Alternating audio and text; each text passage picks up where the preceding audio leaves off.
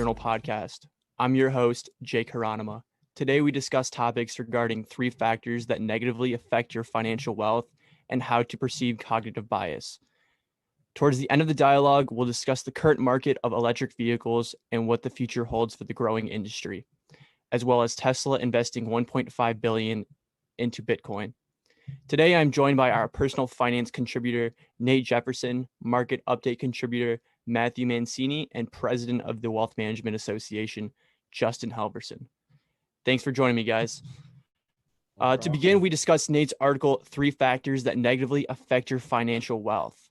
You mentioned in your article how many people are striving to become wealthy, but aren't mindful of what can eat away at their wealth. What are these factors to think about in our journey of accumulating wealth? Yeah, thanks again for introducing me, Jake. Yeah, so I'm sure all of you guys are aware, a lot of people talk about becoming wealthy, right? Like, hey, I just want to go ahead, chase the bag, grow this wealth so I can be financially free. But they don't really stress what goes into hindering their wealth. In my article this week, I go into 3 factors that will stop people from becoming wealthy if they aren't mindful of them. The 3 are inflation, taxes, and not managing your debt properly. Awesome. So how does one go about managing their debt to accumulate their wealth? Yeah, absolutely.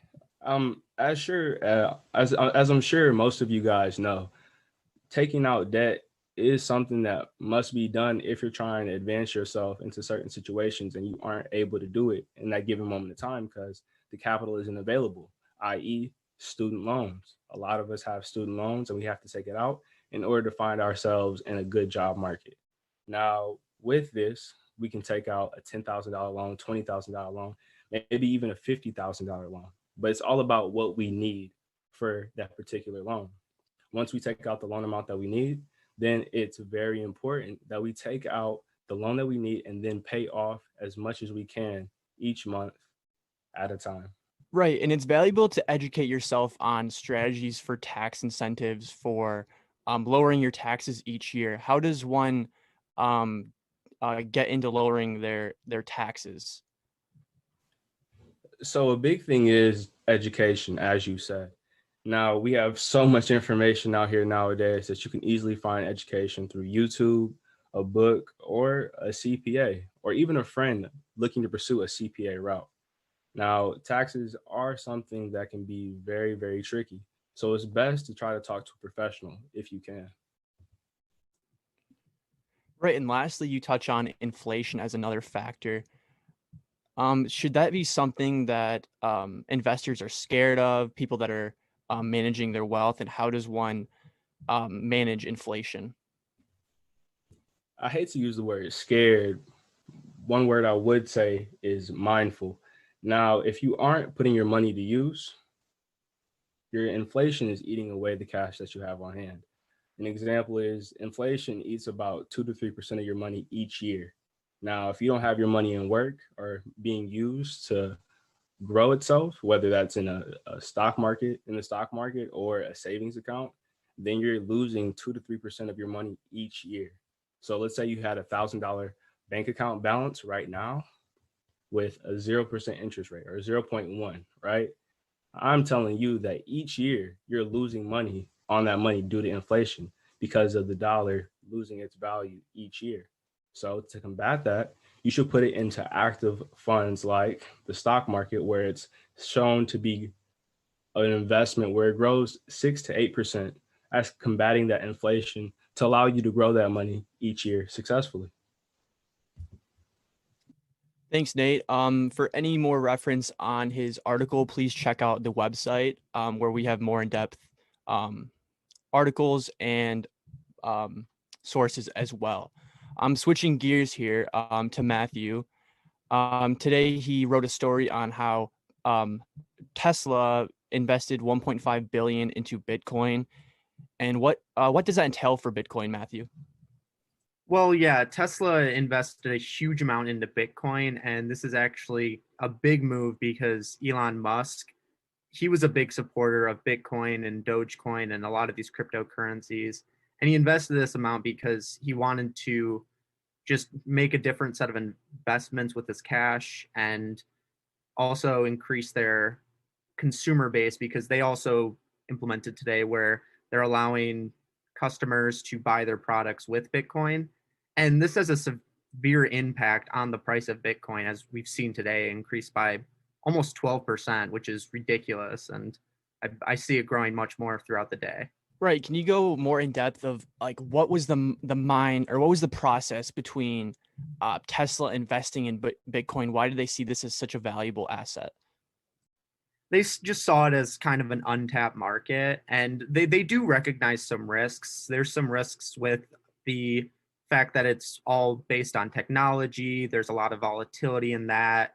And they also saw some risks in how people actually invest in it. There's not many, there's a lot of institutional investors, but a lot of people that invest in are retail investors. So it's definitely going to have a severe impact on the market. And I think that it's just going to continue to be really volatile. I think Bitcoin has grown 1,000% since 2019, which is just a crazy amount, and it's never really been seen before. So I think that we're just going to have to keep on watching it and keep on seeing how the prices are going to change continuously. Right. That is a really interesting story. I appreciate the input, Matthew. So switching gears once more, we have Justin here talking about how to fight cognitive bias. Hey, Jake, appreciate you having me again, man. It's great to be here on the second episode. Cognitive biases. So yeah, I kind of went more the behavioral route this week. I want to start by posing a question. Like Nate was talking about, we have so many tools available to us now. So does access to information make human beings more rational? Psychologists, backing up, every single one of us looks at the world through like a unique lens based on our personal experience. And psychologists call those internal biases. They break them up into cognitive biases and emotional biases. So cognitive biases have a little bit more to do with our reasoning. So we're bombarded with so much stimulus every single day. Our brain likes to take mental shortcuts, and that, helps us, or we'd get overwhelmed and we wouldn't know what to do. And the other one is emotional biases, and those have to deal with our emotions a little bit more, kind of self-explanatory. So the one I focused on is confirmation bias. If anybody is familiar, confirmation bias is the tendency for somebody to seek out information that confirms their pre-held beliefs while they reject information that runs counter to their pre-held narrative. So people who are exhibiting confirmation bias, which is pretty much everybody, they form an opinion about something. So investors, you run your analysis, form an opinion about a stock price, and you just seek out information that continues to confirm that hypothesis. And then if you come across an article, you see something on TV that runs, against that, you go, then they don't know what they're talking about. So cognitive biases, they're very real. They affect investors every single day. And the goal shouldn't be for people to get, try to be unbiased, because that's impossible. We're all biased to some degree. But the goal should be rather to recognize that you have biases and understand that your emotions play in when you're making those kinds of decisions. So in recent events, would that GameStop short squeeze be considered confirmation bias? Because, people are just looking for more ways to further their hypothesis. I think so. That's exactly why I wrote about this. You see a lot of people online who are like, this is going to go to 10,000, it is going to 1,000. We know that it's going to happen because of X, Y, and Z. And they're able to show you articles and link to things, but it's when you present the opposite to them, like, what about the fact that there's no fundamental value and this company is on the verge of bankruptcy? They just kind of fall on the wayside. So yeah, I definitely think that's happening. So we will switch gears here into the electric vehicle industry. First, we'll talk about the commercial that was released yesterday at the Super Bowl. It was a General Motors ad promoting some of their electric vehicles that they will be producing here in the next couple years. To explain the commercial more in detail, the premise of the ad was poking fun at Norway and GM vowing to overtake Norway in the electric vehicle adoption. However, Norway is basically already won with 81% of new auto sales in Norway as plug-in electric vehicles, while the US sits at 2 to 3%. This is in comparison with Norway. The U.S. far less chance of catching up to Norway than the Kansas City Chiefs have of catching the Tampa Bay Bucks after halftime. How do you guys perceive this this commercial, what do you make of the stance that GM is taking? It's interesting to see.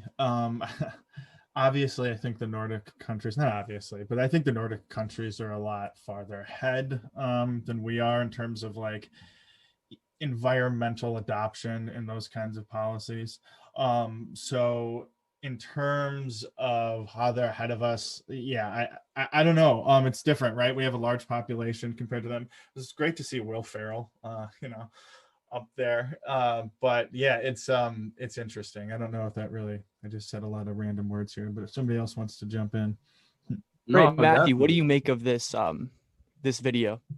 I thought it was pretty interesting. I thought it was a good video. I do like Will Ferrell also. And I think that it kind of just shows that GM should just be focusing more on these electric vehicles. I mean, there was a whole documentary, The Death of the Electric Car, where GM kind of went through and scrapped a bunch of electric cars. So I think it's really nice that they're trying to move to like flip over a good stone, because they really should be moving into the electric car business. It's much more profitable. It's much more long lasting. And I also like that other companies are starting to get into it. And I know we're going to talk about those later, but I think it's good that they're doing this. And I think that they can also kind of take advantage of these Nordic countries by putting more of their products into the country, and kind of just figuring out from there. And I think that it is a positive move. Right, and Nate, how do you perceive GM's strategy from their previous, electric vehicle adoption, where they were lobbying against all these fuel economy standards, to their current stance where they're promoting electric vehicles? Yeah, I just think it's a change of time. Just to hit at Matt and Justin's point, that commercial was hilarious. And it was perfect timing too, because my dad, Tom Brady, was putting the works in on my boys, the Kansas City Chiefs. So shout out to them. But GM's definitely making some innovative moves. And I think it's the perfect timing with Tesla hitting the market the way they've have. People have been turning their heads, specifically companies, car manufacturers. They've been looking that direction saying, hey, Tesla might have a chance to take up all the market share if we don't hop in this market right now. And that's what they're doing. And I love the approach GM had, shooting some, I want to say subliminal, but they just shot a Super Bowl commercial at Norway. So just saying that, hey, we're stepping into the market and we look to be leaders within it is something that's a big statement. Now, regarding its statements in the past, it's a change of times. I believe they have new leaders in charge, allowing them to shift towards a new plan. I think it was by 2035, they plan to spend $27 billion to ensure a plan of zero emission cars. So just the statements and goals that they're putting out to the public just shows you what's in the back of their heads when it comes to the future of EV vehicles. Right. GM's business model is totally flipped over in the past couple of years, ever since they've gotten to this EV adoption. In the past presidency, they were fighting for fighting against California's fuel economy standards, fighting legislators who have been working to clean up transport and delay EV adoption. So this is a big in the right direction for EV adoption in America. GM has been working for years in lobbying cultural messaging to specifically not allow US EV in the US market, just because they thought they were losing sales to the electric vehicles. And also GM lobbying and consumer communications are key reasons why they are so delayed in this electric vehicle adoption compared to states like Norway, Finland, Sweden. So Nate, you talked a bit about GM in your discussion for this. What is GM doing to keep up with other companies in other countries? Yeah, well, like I said, they're planning to spend $27 billion to ensure a plan of zero emission cars by 2035. Right now, they're building a few plants for their batteries for these electric vehicles. I believe the first plant will be located in Ohio. And after that, they should just they're looking to find good real estate to be able to put different other locations. I think that was also A part of their proposition for beating Norway or competing with Norway were their batteries inside the commercial with the GOAT, Will Ferrell. Now, right now, their top revenue cars are the Chevrolet Silverado, the Tahoe, the Equinox, the GMC Sierra, and then the Buick. Now, I'm curious to find out whether or not they convert these cars into electric vehicles in the future, or they completely drop them and come out with something new that could take their place in the future. I don't know. I'm curious to see where it all goes. I'm really curious as well to see where some of the other car manufacturers are going with this.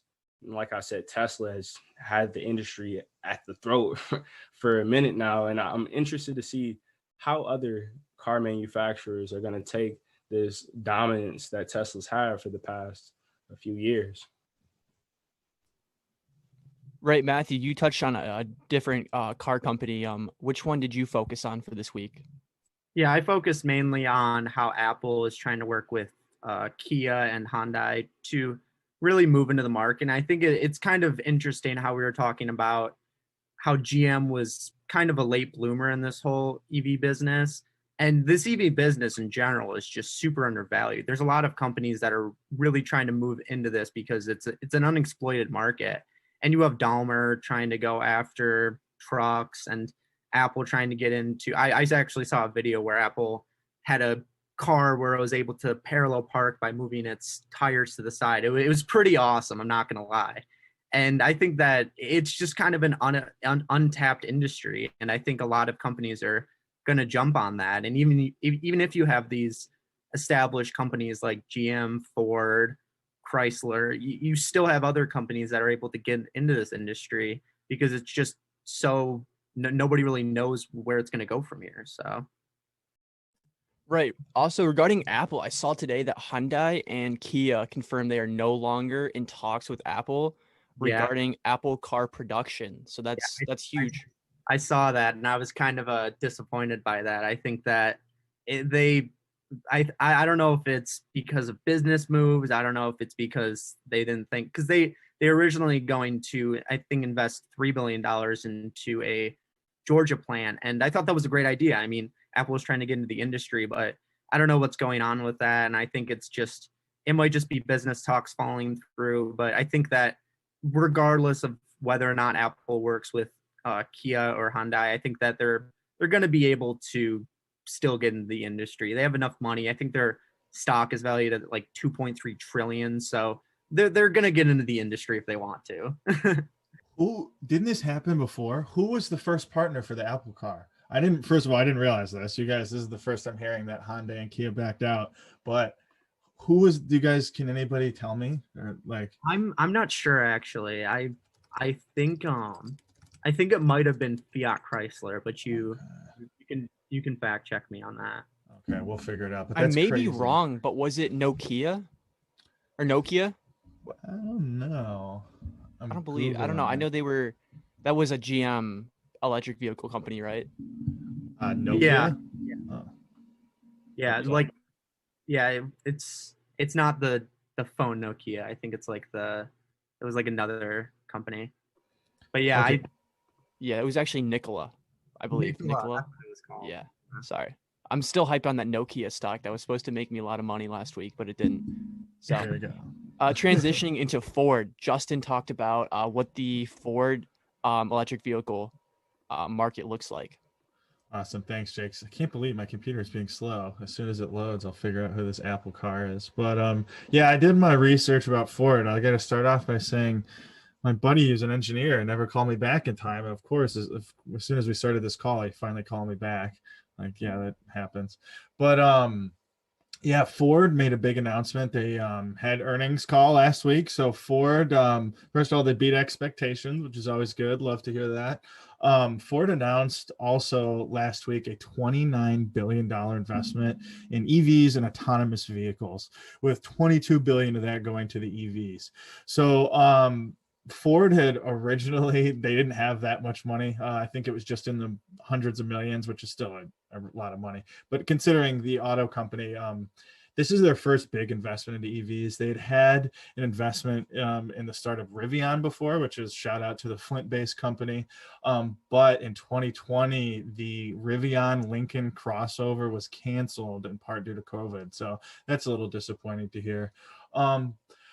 Last week, the CEO of Ford, Jim Farley, was on CNBC, and he was basically stressing that their strategy for electric vehicles is really specific. So they're mostly focused on the high profit margin vehicles. So think their F-150s, think that Mustang Mach-E that they just released. And then they're also mainly focusing on their commercial fleet. So a lot of that stuff is, we're not seeing it here in the general public, but we're seeing those electric vehicles begin to be rolled out on the commercial side. And according to Jim Farley, that is, where it matters for Ford. So yeah, a lot of big things. I think Ford has a lot of room to run, but they've been beaten up a lot, especially the stock has been beaten up a lot in the last decade, but we'll see what happens. Right, with all this progression in electric vehicles in America, do you believe that prediction of 2035 we're going to be all autonomous electric vehicles? Do you think that could happen sooner than even 2035? Frankly, I don't think so at all. So that's my personal opinion. I see all these targets are being set by GM and all that. Hey, I'm an automotive guy. I was raised in the automotive families. What I'll say is there's no infrastructure for it. So Teslas are awesome. Electric vehicles are awesome, but you can't drive across the country in your Tesla without having to stop and charge it for 6 hours until you do it. So I think that they are the future, but in 10, 15 years, I'll just say it. Hell, you can't even drive to the Upper Peninsula right now and find electric charging stations here in Michigan. So to me, until I personally see that happening, I don't know. So pass it on to whoever's next. I second what you have, Justin. And the big thing that I see is the reasoning behind this big shift from all these companies into being completely EV is the fact that the world needs to change from the standpoint of the environment. And this goes into a different type of investing that I've come across a few times in the past, maybe 3 months, but really it's starting to sink in now more than ever. And it's called ESG investing. So I don't know if you guys are familiar with it, but it's basically, it stands for environmental, social, and governance investing. So what this is saying is pretty much you're not only investing to receive money back, like you're not investing just for the capital that's being put to work, you're also investing into the company from a values and a moral standpoint. And this is something we really haven't seen before. And, you hear a lot of the times, keep your emotions away from your money, but ESG is showing that it can actually mingle together. Now you're probably thinking, okay, so what does ESG mean?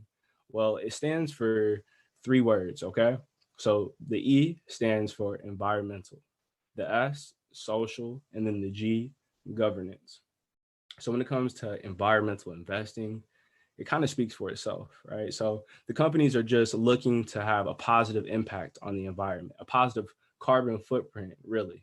And when it comes to these electric vehicles, they're doing that.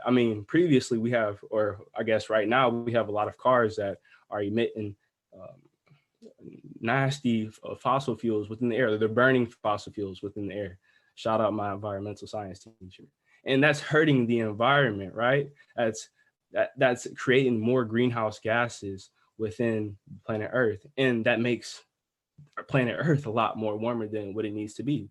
And that's why we have global warming. So what these electric vehicles do is it reduces some of the carbon that's emitted into the air and positively impacting the environment. So when it's coming to a standpoint of looking in companies that positively are affecting planet Earth, you'll see car manufacturers that have a positive footprint on planet Earth will be one of those that check the box, right? And then social deals with how companies treat their employees, right?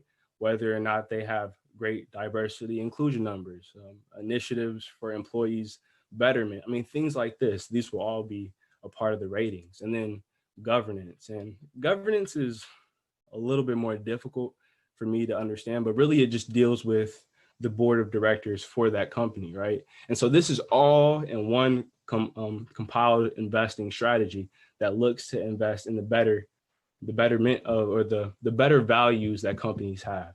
And not only will this investing strategy seek out the ones that have good values and good morals, but it will also influence other companies to do the same thing.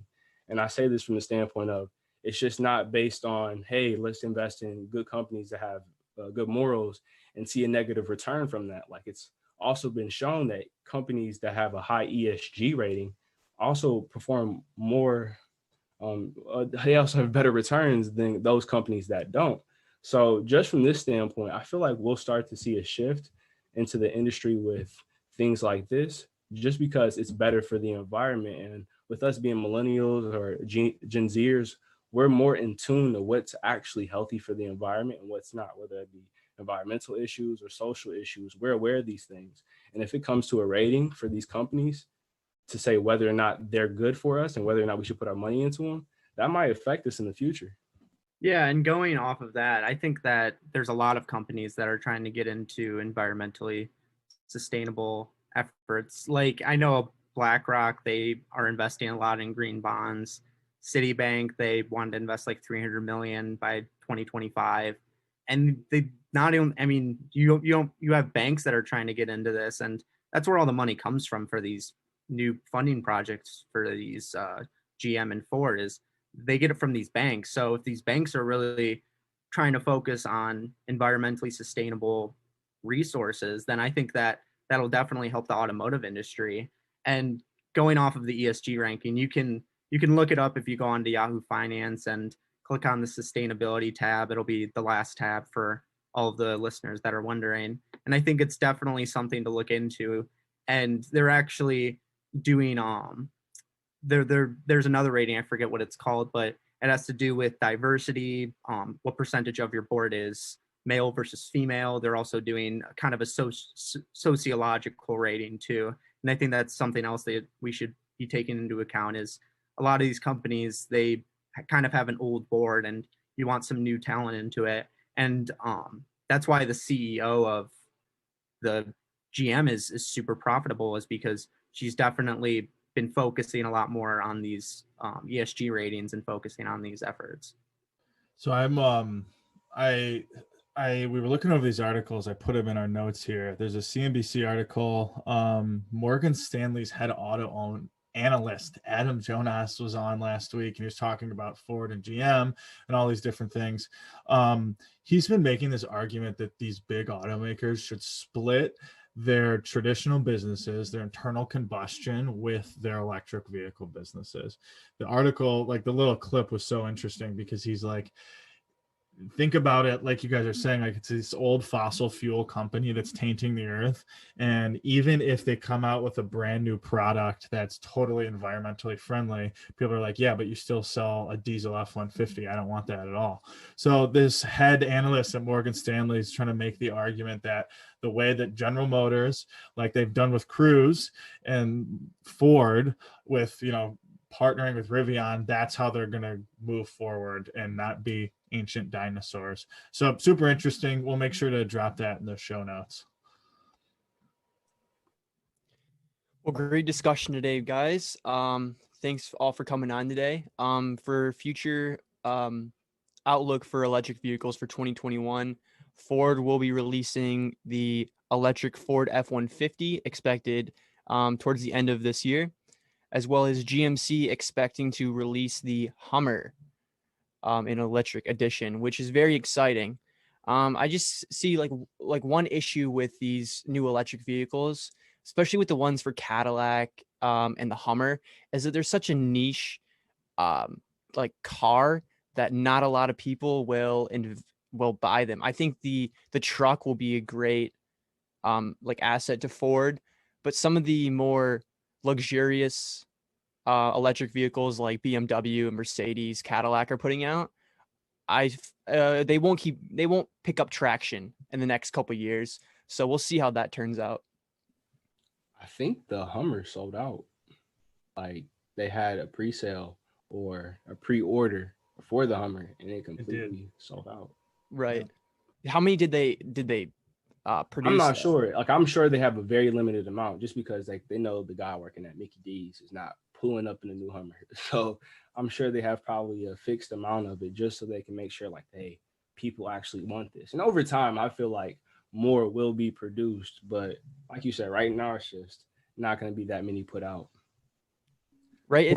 It fixes a big issue that Hummer had in previous years where the fuel economy was just so bad that like no one wanted to spend the money on the gas. But this changes everything. You know, you might have to charge it a little longer than most vehicles, but it gets the job done. It's going to be the first rival too. They're saying to like what is the Tesla Cybertruck, whatever the hell they call that thing. But boom, anyway, this article says Tesla. Was that the one that he threw like the baseball at and the glass was shattered? Yeah, that one. Boom, it says they all electric Hummer 10,000 received 10,000 pre-orders in less than 10 minutes and sold out. See, I think that's just partly the hype. You know, when Tesla first started releasing vehicles, they weren't even in production or anything, and they sold out immediately just because all of the hype that comes around Tesla and electric vehicles. So I feel like it'll start to teeter off a little bit. Like the hype for all these vehicles once there's more in production. It's just such a new aspect that we're seeing here that everyone just wants to hop on the bandwagon and be one of the first to buy a Hummer.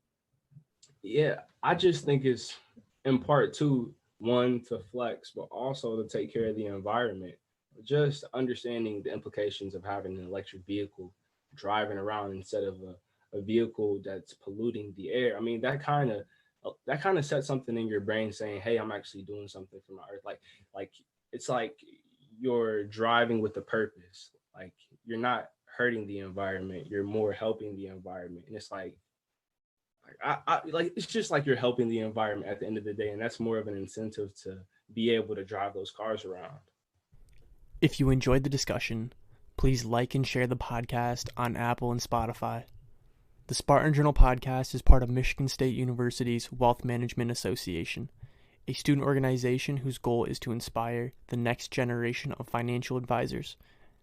The Spartan Journal news team releases a newsletter every Monday morning comprised of financial literacy and the week's market updates. Feel free to follow us on social media at MSU WMA and check out our website at msuwma.com.